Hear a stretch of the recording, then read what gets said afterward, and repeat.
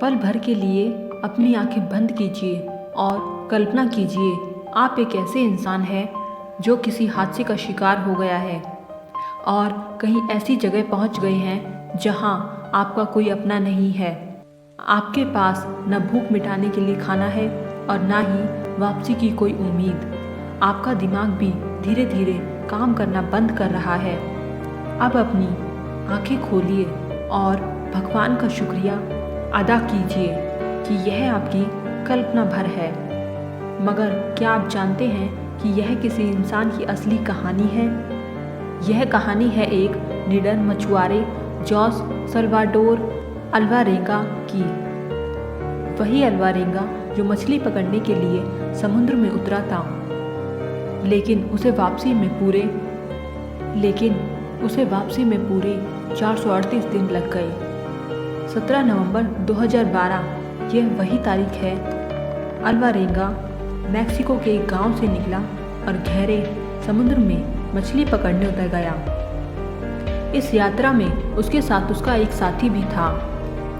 मछलियां पकड़ने में उसे अल्वारेगा जितनी महारत हासिल नहीं थी, मगर वो खुद को निखार रहा था। अल्वारेगा की योजना के हिसाब से उसकी यह यात्रा करीब 1 दिन तक चलने वाली थी। इस दौरान ब्लैक टिप शार्क और सेलफिश को पकड़ने का उसका प्लान था। सब कुछ योजना के अनुसार ही शुरू हुआ था, मगर तभी एक खतरनाक तूफान ने अपनी दस्तक दे दी। भारी बारिश और तेज हवाओं के कारण उसे खतरे की चेतावनी मिल चुकी थी। इसके बावजूद वो अपनी सिंगल इंजन वाली टॉपलेस बोट के सहारे आगे बढ़ता रहा। यह रिस्क उसे भारी पड़ा। 5 दिवसीय तूफान उसे अपने साथ बाहर ले गया। जिस रेडियो से वो मदद मांग सकता था वो भी नष्ट हो चुका था। बोट का इंजन काम करने के लिए अल्वारेगा ने 500 किलोग्राम वजन के बराबर की अपनी सारी मछलियां फेंक दी। अब उसके पास ना तो खाने के लिए राशन था, ना रोशनी थी और ना ही किनारे से संपर्क करने का कोई तरीका। खुले समुद्र में उसकी बोट बेलगाम आगे बढ़े जा रही थी। भूख लगने पर वो अपने नंगे हाथों से मछली, कछुआ जैसे समुद्री पक्षी पकड़ता और उनका मांस कच्चा ही खा जाता। पीने के लिए अल्वारेगा ने बारिश के पानी का सहारा लिया। एक पल ऐसा भी आया जब उसके पास पीने के लिए पानी नहीं बचा। ऐसे में उसने कछुओं का खून और अपना मूत्र तक पिया। करीब 4 महीने के बाद साल्वाडोर के साथी ने कच्चे मांस को खाने से मना कर दिया और अंततः भूखमरी से मर गया। मगर साल्वाडोर ने जिंदा रहने के लिए सब कुछ जारी रखा। साल्वाडोर अपने शुरुआती बिंदु से 10,000 किलोमीटर से अधिक की दूरी पर था। खुद को भगवान के सहारे छोड़कर अल्वारेगा ने खुद को अपनी बोट के सहारे सौंप दिया।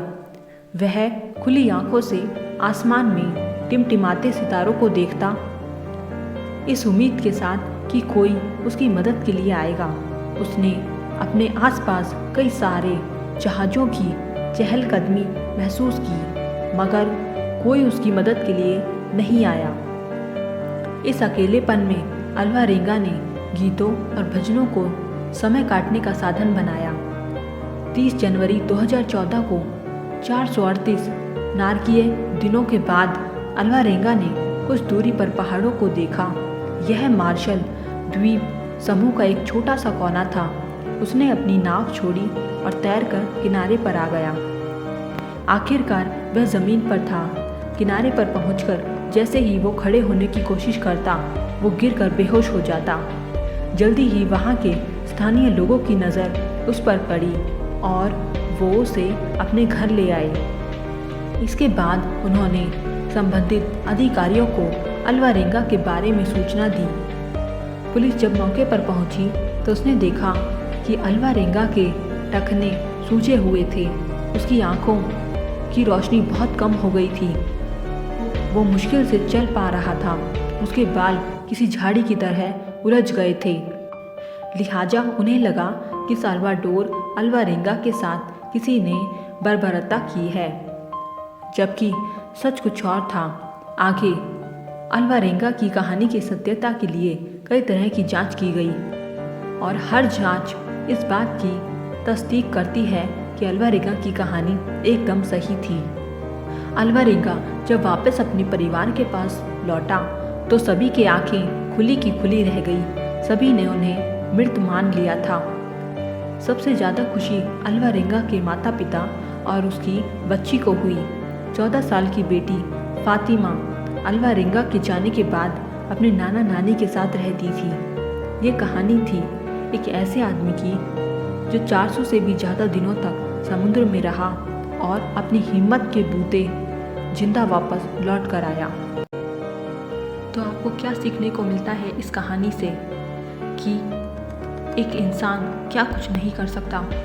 कुछ भी ना होने के बावजूद उसने 400 से भी ज़्यादा दिन गुजार लिए, और वो भी ऐसे में जब उसके पास कुछ नहीं था, ना खाना, ना पानी, ना ठंड गर्मी से बचने के लिए कोई साधन। जब इंसान के अंदर चाहत होती है ना तो कुछ करने की, तब हालात चाहे कितने भी बुरे क्यों ना हो वो इंसान को हरा नहीं सकते। हालात हमसे कैसे भी काम करवा लेंगे और हम कर जाएंगे। और इतना बुरा तो आपके साथ नहीं होगा ना जितना बुरा अल्वारेंगा के साथ हुआ। उसके साथ में हर एक बुरी चीज़ हुई। इसके अलावा कि वो बस मरा नहीं, उसके अलावा उसके साथ हर वो बुरी चीज़ हुई। इतना टॉर्चर सहा उसने 438 दिनों तक। तो हालात चाहे कैसे भी हों, एक बार इस कहानी को ज़रूर याद कर लेना और तब पता चल जाएगा कि हमारे हालात कितने ज़्यादा गुना अच्छे हैं। तुम सिर्फ अपनी वजह से ही रुके हुए हो। ये रियल लाइफ स्टोरी है।